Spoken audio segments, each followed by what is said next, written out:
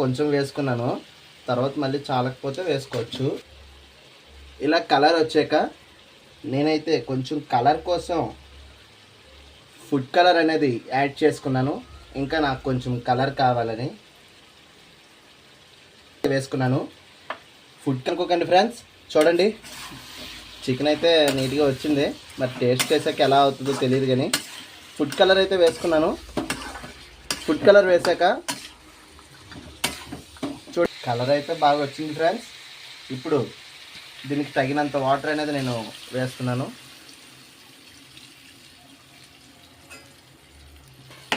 Water వేసి అలా వదిలేకుండా కొంచెం ఇలా అటు ఇటు కలుపుకుంటే,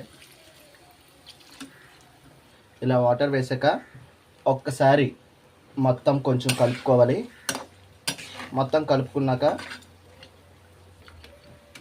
మినిట్స్ అనేది మనం బ్రేక్ ఇచ్చేయాలి. చికెన్ అయితే కొంచెం ఉడుకుతుంది. ఇదిగోండి, నేనైతే ఈ మసాలా వాడతాను ఫ్రెండ్స్. మీరు కూడా ట్రై చేయండి. స్మెల్ బాగుంటుంది, టేస్ట్ కూడా నీట్గా వస్తుంది. ఇదిగోండి, మసాలా అయితే వేస్తున్నాను. చూడండి, కొంచెం అటు ఇటు కొంచెంగా కలుపుకొని ఇప్పుడు ఇలా కలుపుకొని ఒక 5 మినిట్స్ అనేది మనం మూత పెట్టేసుకొని ఓపెన్ చేస్తే చికెన్ కర్రీ రెడీ.